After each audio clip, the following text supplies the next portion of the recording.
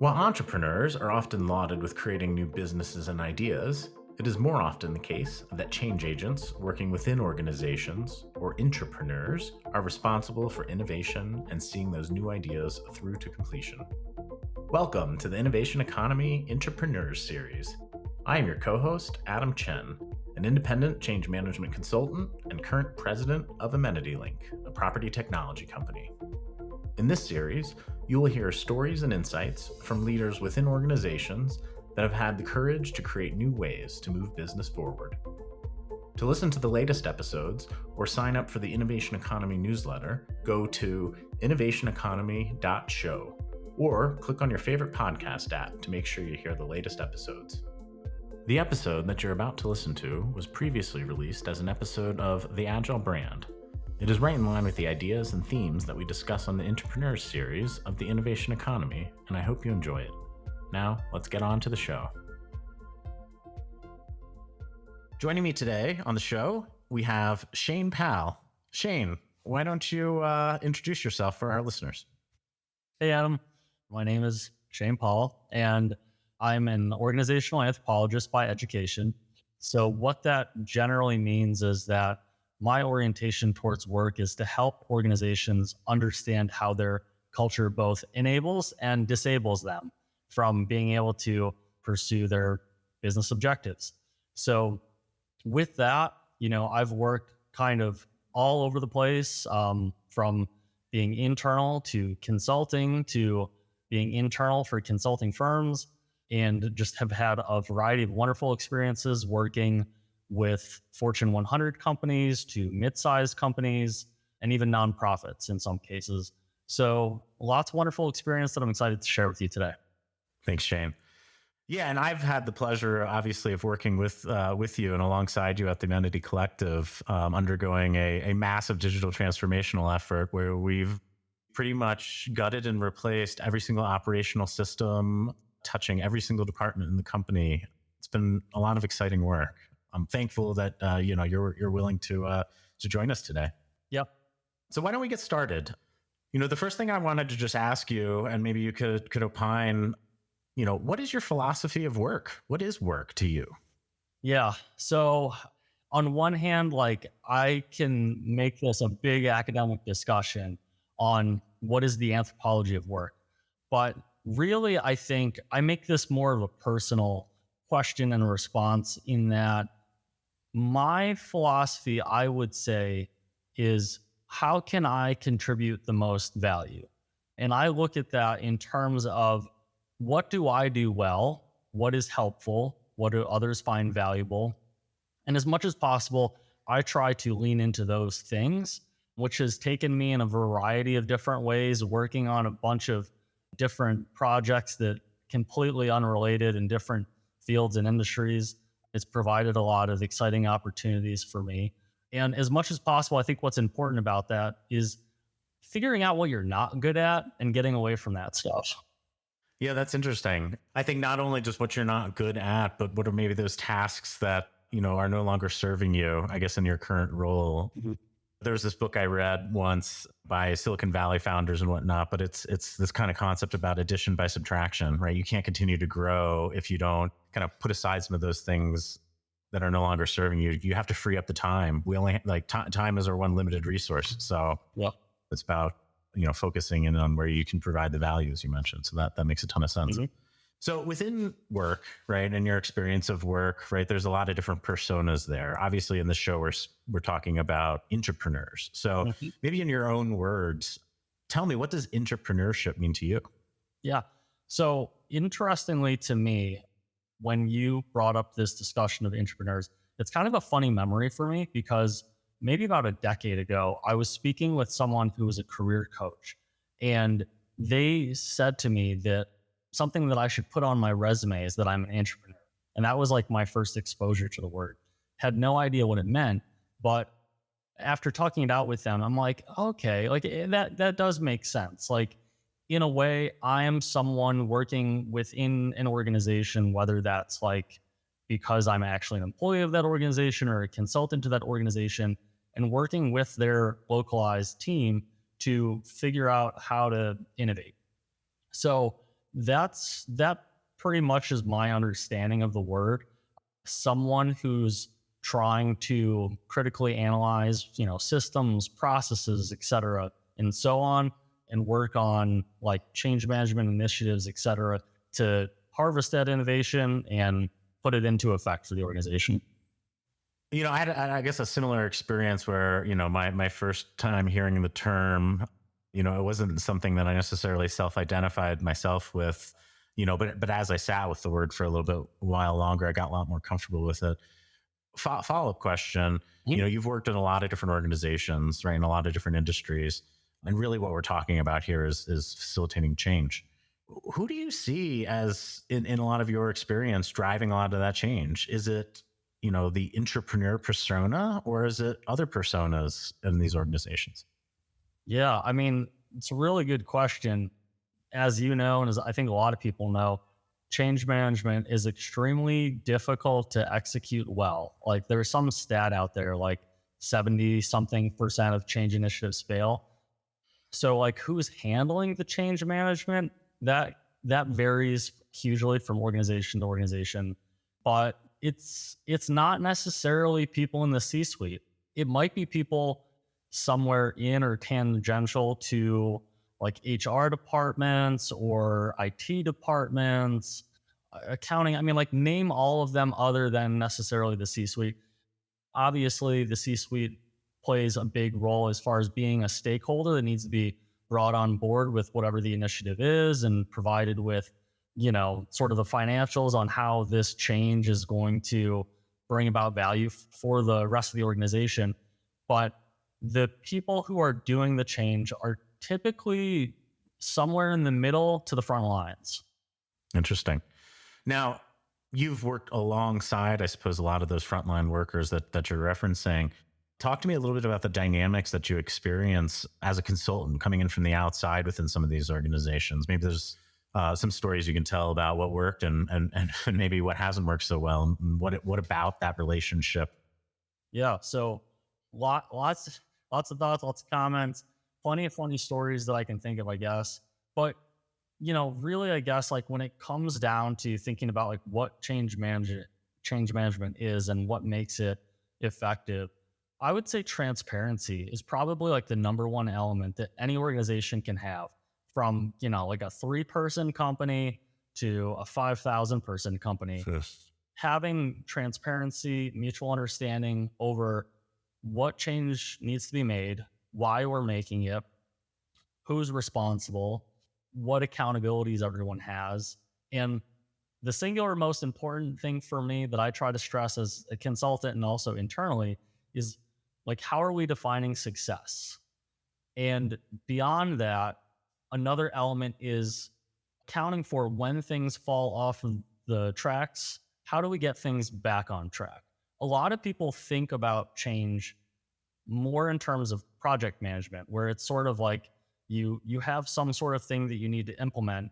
They move through the cycles, they implement it, but they don't think about the life cycle. They don't think about like, does this project, this thing that we put into play, need any sort of maintenance? Is there potential for it to go awry? And how are we sort of addressing those factors? I think it's hugely important to think about how you define success and how you're going to sustain any sort of initiative that you work on. And that, to me, is probably kind of the crux of where most people don't successfully implement change. I'd also take a step back to say that fundamentally, change management involves some sort of change that involves people. There's an element of having to identify what behavioral change is occurring for people, and how do you go about making sure that people who are part of the change journey know what they need to know in order to help implement the change. If you're not really addressing those factors fully, you're also setting yourself up for a change failure. Yeah, I really like kind of what you're saying, and there's a lot there that I'd like to unpack. Starting with, I heard transparency obviously being kind of key there, and maybe underpinning some of this other stuff about understanding the life cycle that you're talking about. Maybe you could give our listeners some tactics or some other examples about, one, what do we mean when we say transparency, right? I could go on the deep end here and say like Ray Dalio, right, of Bridgewater Associates, right, has this concept of radical transparency. Yeah. That's probably a little out of reach, I would say, for the majority of organizations. Yep. So where is that sweet spot in your view, that will provide people the understanding of that full life cycle you're talking about? Mm-hmm. But, where does, I guess, the transparency stop? So, like, it's a really good question. You need to consider your audience. If we're kind of to get into the concept of empathy, you need to put yourself in the shoes of the person who's receiving the message from you about what this change initiative is going to be. So, when considering those that need to be involved in the change initiative, you really need to put yourself in their shoes as far as what are they going to need and want to know in order to be on board with the vision that we have for the organization, how this change is going to help the organization and help them. So, of course, by kind of using that framework, you can come up with what is the need to know for this individual or this band of individuals. Obviously, there's like certain stuff that's just inappropriate for certain people throughout the organization to know. And you don't really need to go into that much detail. But the thing that most people, I would say, hate about change is when they don't know why it's happening. They feel like change is happening to them. They don't feel like they're being brought into the process, and they don't feel like they have any ownership. I have seen 101 ways for people to botch change initiatives simply by not communicating that sort of essential information down to frontline employees, executives, or mid-level managers. Do some sort of tabulations, in the back, and figure out that it's going to save money to do this and that, or it's going to generate value for the organization in these various different ways. And they just kind of go out and waterfall down the communication on this is the change we're going to be making. People feel slighted. They feel like they're not being told anything. They're being treated like cogs in the machine. And in that way, people can actually totally grind your change to a halt by just not participating. Because again, like if we take it a step back to who's going to do what, when, where, why, and how, if you haven't clearly defined that in your change management plan, you're going to miss that opportunity for people to feel like they're being heard and being involved as part of the process. So yeah, unfortunately, I've seen way too many projects ground to a halt because someone somewhere knew that it was a good business decision, but didn't bring people along on the journey. Yeah. That resonates a lot, the sense of ownership, and I've had the fortune of being able to lead, different teams, throughout my career. And it's something I'm always kind of keen on, is that sense of ownership. People want to be involved in solutioning. I think most people by nature are problem solvers in one way or another, right? No one wants to be an automaton that just follows orders, right? And so in what ways, I guess, as leaders or you as a consultant helping in organizations can kind of foster that environment, right? I guess, where people feel comfortable, that leadership feels comfortable, maybe relinquishing some of the control. And I think that's really hard because now you're starting to get into human behavior. You hit on something else in your answer about empathy, and as a career marketer and a communicator, I think that is very top of mind for me. And I often forget how difficult it probably is for a lot of people to put themselves in another person's shoes. We live in an environment where we're overstimulated. Things are getting thrown at us at work, at home. Demands are increasing, right? We're always connected, right? We're constantly interrupted. It's hard to just get out of what is happening to me, right? To find that sense of peace, much less take that extra leap and put yourself in somebody else's shoes. So maybe you could talk to me a little bit more about your experiences, about where you've run into leaders that are, maybe very practiced at communicating down and going that extra mile, and in what ways for those folks that you encounter that maybe aren't intuitively doing this, how do you help nudge them along that journey? I think there's two big factors there. One is just how does the organization address training and development of management? And then another factor that's huge there is Yeah, it's organizational culture. Say you have this very waterfall type approach where you've got a director somewhere who tells a manager the outcome that they need, and then the manager goes to frontline staff and just says, "This is what I need everybody to do." And we don't really take time to consider how they're going to get there. That's where a lot of problems can come into play, because if you kind of give someone a carrot, like they might achieve that carrot, but it's like, is that thing that they achieved really wholly beneficial for the company? And this is where, like, I would say, actually, in a lot of my consulting work, it's looking at the KPIs that people have and asking them if they're really helping them to fully achieve all of the outcomes that the business is hoping to get. Unfortunately, I think that a lot of organizations just sort of duplicate KPIs from other organizations and don't really critically consider what are the ones that we as an organization should be chasing that really fully like bring to the fore all of the objectives that we want to hit. The easy ones are always things that you can quantify financially, and they'll certainly always be part of kind of the core framework that organizations use to determine whether or not they're successful. But I think there's other huge things to consider.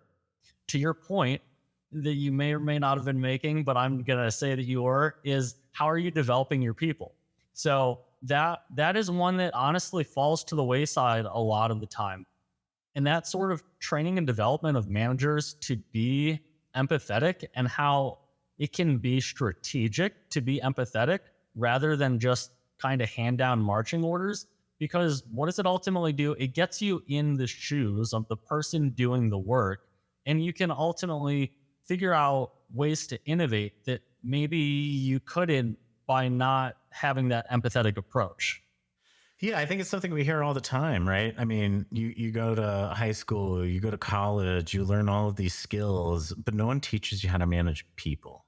And you know, I think it's funny. I always like to say this, but like people like to coin that stuff soft skills. But I guess as you rise the ranks in organizations, I'd argue that they're not soft at all. They're the most critical skills, you know, that lead to your success or failure. No, I completely agree, right? Like you can you cannot have any hard skills and be exceptionally good with the soft skills. And I mean, that's the core fundamental thing to being able to being a good leader. It's being able to lead people, being able to manage people. You know, the difference between like a leader and a manager. Leader is much more concerned with like an individual's growth and being able to empower individuals to do their work well and find new and better ways of doing work and enjoy their experience, versus a manager is just kind of an auditor in chief coming around making sure that people have hit their quotas without having any understanding of whether or not those, by hitting those quotas year over year, you're doing anything to really grow the business or the individual. Yeah. Yeah. No, I like that. And I loved how you're talking a little bit about defining the KPIs. And I think the theme that I'm hearing you talk a lot about is so much of success, I guess, when it comes to an entrepreneur success or just a change initiative success, really comes down to planning in a lot of ways. You know, as you know, some of these elements, whether it's defining the right set of KPIs or making sure that there's the right people or environment or training, all that stuff's prerequisite material before you even get to the actual change initiative itself, right? Yeah. You know, any thoughts, I guess, generally around maybe some other pitfalls that companies fall into that maybe would limit their success with some change initiatives or innovation in general? Change management is really about understanding where people are at and what sort of training, education they will need in order to change their behavior. And without accounting for people, without accounting for how people will respond. I mean, say it's not even internal, say you're thinking about your customers. If you're not thinking through how are my people going to respond to the announcement of this change? How are my people going to respond to the training of this change? Is this training actually giving them what they need in order to successfully help us get through the change? You know, like a lot of times people will identify the need, right? It's like, I have this individual and I need them to understand how to use, this CRM platform in order to help our business grow. So you might put together a training and be like, aha, I did it. We created training. But have you really evaluated whether or not that training was effective? If anything, I could say what I'm really good at doing is problematizing things, or maybe a more informal way of saying that is I like to kick the tires on everything. I like to make sure that everything is ironclad and bulletproof, because this sort of moonshot approach to change management of like, this is the change we need, and let's just see if we can get there. To me, that old adage of if you fail to plan, you plan to fail, or I think that kind of is like the key theme here with everything is like, have you really truly considered all that is going to take in order to be successful? So I think that people really undersell that because they just think if we get this, things will be great. And it's a little too simplistic. But I think that's kind of the singular most crucial thing when it comes to change management is treating it like project management, not really accounting for like the people element and the reactions and your response. I want to make sure you know about the other podcast from the Agile brand, the award-winning show about marketing strategy, technology, and the customer experience, and building the brand of the future. It's called The Agile Brand with Greg Kihlstrom, and in it we talk with leaders at some of the world's top brands, the MarTech platforms that are leading the way, and other thought leaders in marketing, CX, and digital transformation. Now in its 5th year with over 400 episodes and 1 million downloads, make sure you check it out with new episodes Mondays, Wednesdays, and Fridays. To listen to the Agile Brand with Greg Kihlstrom podcast, you can find it wherever you listen to podcasts, or you can go to theagilebrand.show.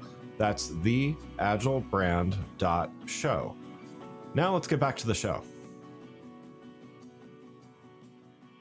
Here at the Agile brand, we like to always talk about like people, process, and platforms. And, if we kind of take that in reverse order, we've got the platform, which is your technology. That's pretty easy. I'm not saying it's not technically easy to implement those things, right? But there's whole industries right out there with every piece of, enterprise software that you could potentially put in a nice new platform and have expertise, I guess, available to you at the right price. Right. And then we kind of back up a little bit. Process, obviously, difficult, right, to standardize. I think in a lot of organizations, we've experienced that, trying to find some efficiencies to scale at the Amenity Collective, but also well within reach, right, and capabilities. You get the right people in there. You can define a process. Both of those things are predictable, I would say, not easy. What is unpredictable is people, which is also the very first part of people, process, and platforms. So I would argue, and my viewpoint is, it's kind of fruitless to venture into any replatforming effort or any process change effort if you don't have the right people in place first. So to kind of build upon that, I'm curious, we've talked about a few, what I'll call attributes of a potential entrepreneur or a change agent or whatever you might want, whatever moniker you want to put to it, right? We talked about empathy. We talked about transparency. Talk to me a little bit about what are some of those intrinsic traits that successful change agents embody, and maybe some of those traits that lead them to either some misguidance or some oversight in some very key areas. Yeah. So I would say that conscientiousness is probably one of the biggest things, coming back to soft skills, because you need people who are really empathetic, really want to do right by the organization, and, people above them, same band as them, and below them. Where change initiatives fail, again, coming back to that, is not really bringing everybody on board with the appropriate level of information they need to be able to be part of the process. So just really, truly having like the best interest of the company and of the people that work for the company at heart. Where I see certain people fail, and I've seen this is, again, tying back to like big pitfalls. I would say that companies that aren't very mature with their change management practices, they kind of take these moonshots. They, maybe like a family business that's grown tremendously, could even be like a publicly traded company at this point. However, it's still kind of run, like a mom and pop family shop. They tend to go out and get the really shiny object. They go and find people who have like stacks and stacks of bullet points on their resume of major changes that they've been a part of. And they focus more on that rather than the individual. And I would say that organizations also fail sometimes when sitting down with those people that they're bringing into the organization to hopefully lead and facilitate change, to really truly brief those people on like what it's going to take or how bad it really is.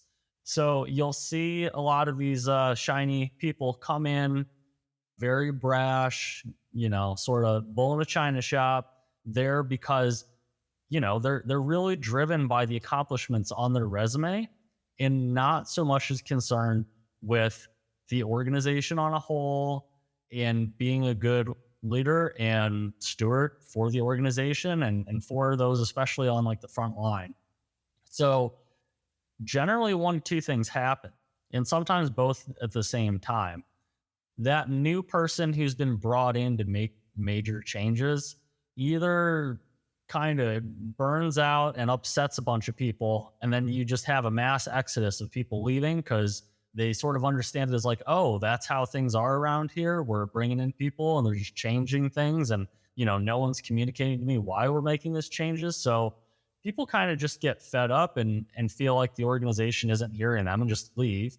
Or another thing that you have related to that is that new shiny person with all of those bullet points on the resume. They come in and they get frustrated because you don't have like a very agile, change-minded organization. So they're coming in expecting that you've got, like a change management department and that everybody understands, how to scope out projects and communicate them and celebrate wins along the way, et cetera, what have you. And when they find out that that's not the reality, they kind of get burnout and fed up, chew up a lot of company dollars, and eventually leave, maybe scorning a bunch of people in the process. So I think that it's so critical for organizations who want to radically change to really understand why it is they want to change. And if they do, really be okay and own with what it's going to take to do that. Because I think that a lot of those situations maybe come about because you've got an organization that has really become sedentary and knows it needs to change. So they go and find a change person. Good. And they really don't appreciate all that it's going to take, which creates this bad situation for both the person they've brought in from the outside and for the people on the inside. Good. So those are just like a lot of considerations I would have if you're an organization seeking people to come in and help with change. And honestly, one of the biggest pitfalls I think you can have, really, truly, you as an organization, you really need to understand yourself and your capabilities and where you're lacking before. Yeah, I mean, like, come on, it's like dating, right? Like, know yourself before you go out and try to like find somebody else to solve your problem. So I think that like there's a lot of pitfalls to be had at that juncture. And coming back to the concept of transparency, the more both sides can really understand where they're at and what they need to do, the happier and more harmonious things are going to be. Yeah, I can't help but to think, and I see it all the time, right? There's a strategic shift in a business, right? Or they want to go after a new market, some expansion or growth opportunity presents itself. And the gut reaction is to go hire somebody, bring in somebody that you mentioned, like that shiny object from the outside, right? Is that the most effective way? And is that the recipe for success to make sure that these initiatives work out? Or is there another path? I definitely wouldn't recommend that because, again, like when that situation happens, on the whole, it's because the organization is really missing competencies around whatever that might be. Because remember, we're not just talking about like setting up a change management department. We're talking about the entire organization, any department, and a need for sort of like a change type person within that department or across the whole organization. So it could be either.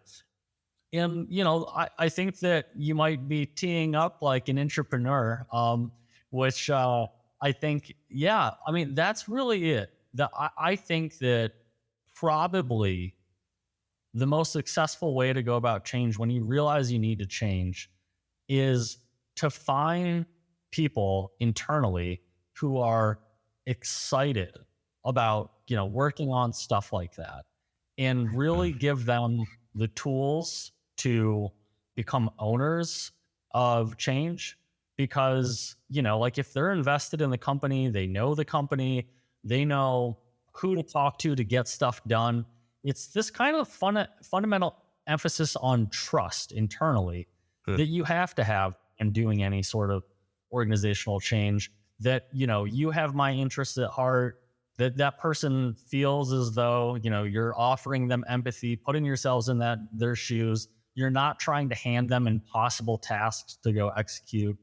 I think that wholly, like, being able to nurture the relationships that you have internal to an organization, put people in seats of power who have the ability to grow and lead, like, I think like history's proven that's really the best way for most organizations to go about change.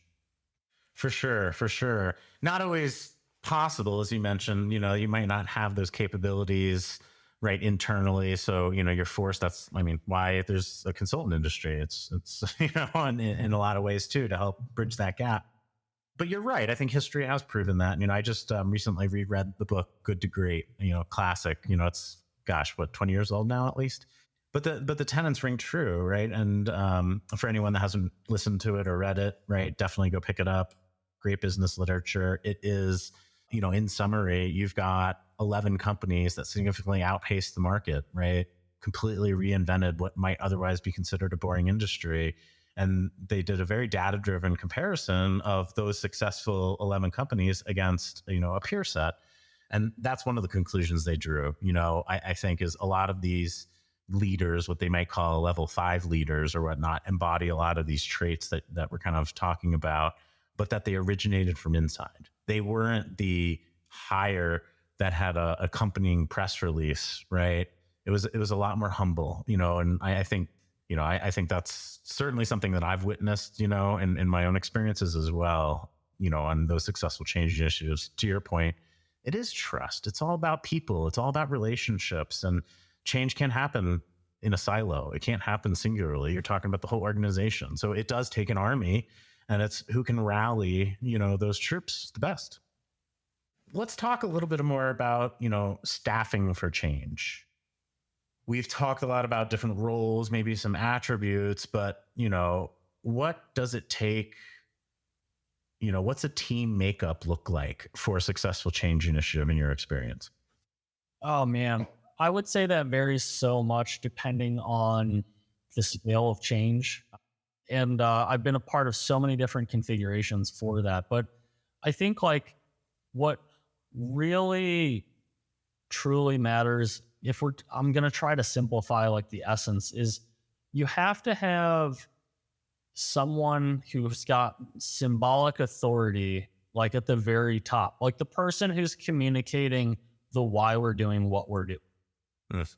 And then from there on out, you have to have, someone who's like a layer down, who is a trusted individual, as you were saying, who has like authority in terms of like, this is what we need to do. That person is kind of going to be the point person to anyone else kind of mid-level who is making sure that change rolls down and is done successfully. And you got to have like a feedback loop. If we're to, go to like Toyota production system with like the and-on cord kind of analogy. So, as that goes with Toyota production system, the story there with how it works is anyone at any point in time working on the production line can pull a cord and fully stop production because they've noticed some sort of irregularity, quality issue. So you have to have that trust that you on the front line can say, hey, something's going wrong here with this change, and that you're going to get the respect and attention of those above you to come in and have that intervention and like make sure that things are done well. As I've said a couple times now, anytime you have this sort of waterfall approach, this more management approach where it's here's the task, go do it, and then you kind of leave the person reporting to you on their own to either get it done or not, it can totally blow up. And then like you're dealing with the fallout there. Like you need to have these feedback loops of people being able to come to you, having that trust that they can bring issues to your attention and then they'll get worked on collaboratively, take blame and things out of it, and just be focused on like, what is the goal? What is the why we're doing this? We're all in this together. How do we make this thing a success rather than individual successes or failures? Yeah, that makes sense. Well, I want to kind of end with one final question. I think you have facilitated change yourself, right? But you've worked in a lot of organizations where you're working alongside what we might call an entrepreneur, right? So what are your observations? Any, final nuggets of wisdom that you can leave our listeners from your unique seat, kind of within an organization, but kind of sitting on the outsides of that? Give me your kind of final thoughts, I guess, on entrepreneurship from your lens.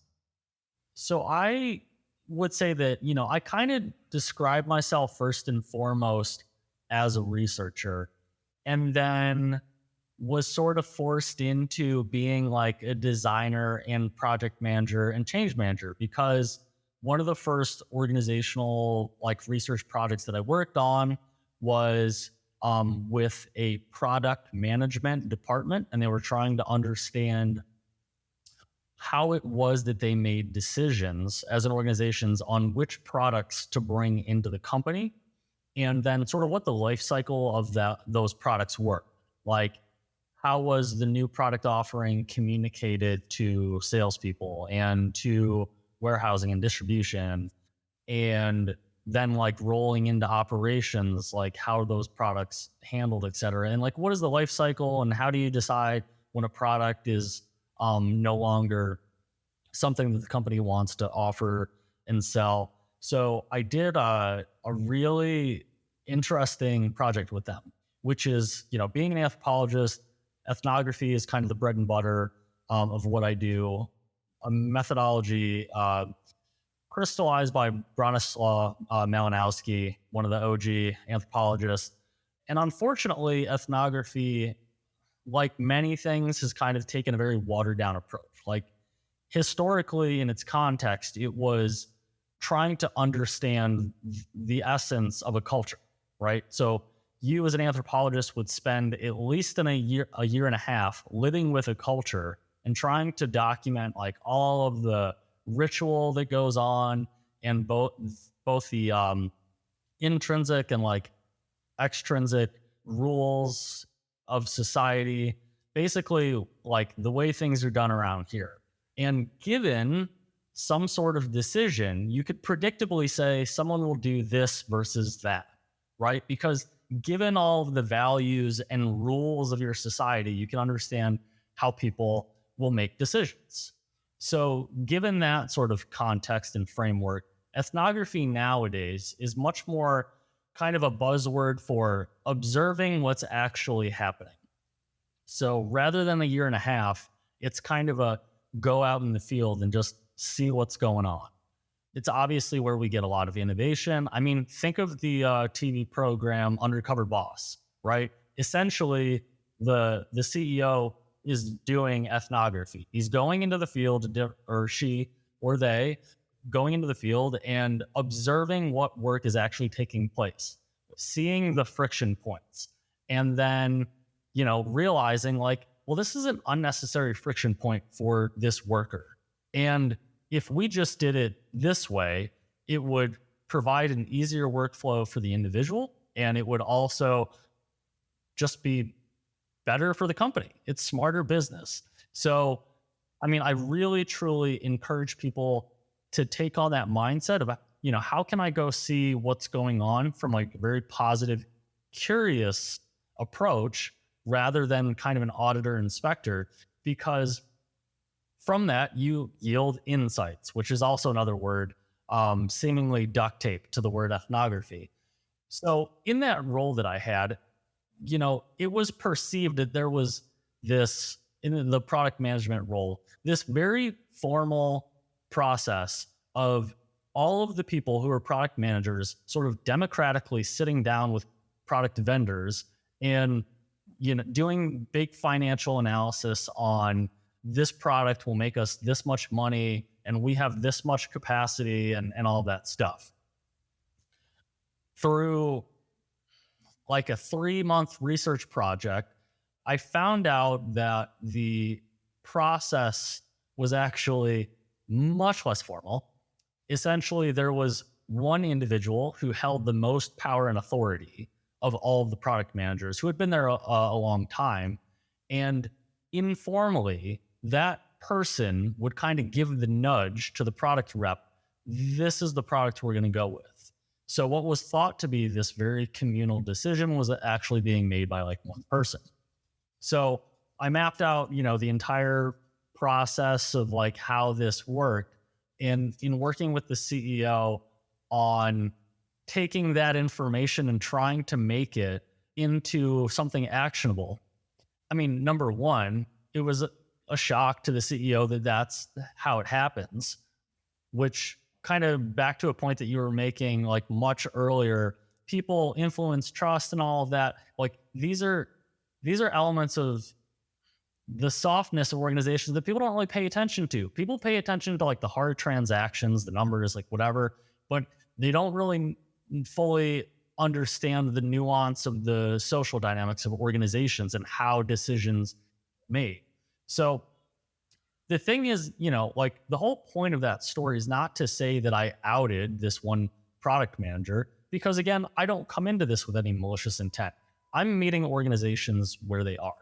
I'm trying to help them understand what are the social rituals that occur that people don't necessarily know happen, and either use that to define a new process or just bring more transparency to everyone else on that is the way that decisions actually get made. So what came out of that was, well, you've done all this great research. You've shown us how it is that we make decisions within this organization, and they're much more informal and social than we thought. Now we need someone to help lead us through change. So that, I think, is where sort of the birth of my entrepreneurial skill set started, because I then was internal to the organization and trying to figure out how to help them get from where they were to where they wanted to be. And I think the biggest takeaway overall there is, if you want to be an entrepreneur, you really just kind of have to have a passion for helping organization around you strive to grow to whatever it wants to be. So you have to have that passion. You have to have curiosity. You have to have conversations often, and eventually you may hit the right person who is excited about your excitement and wants to put you in position to take on endeavors that can be valuable to the organization. And that's really how it worked for me. I mean, like I took that research project, turned it into like a 7-year career, and I continue to learn all of the time. Again, coming back to my mantra of how can I provide the most value to an organization?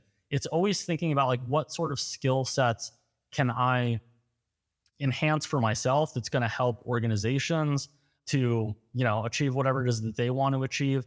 And that's where, currently I would say I'm really stuck on the idea of being a facilitator.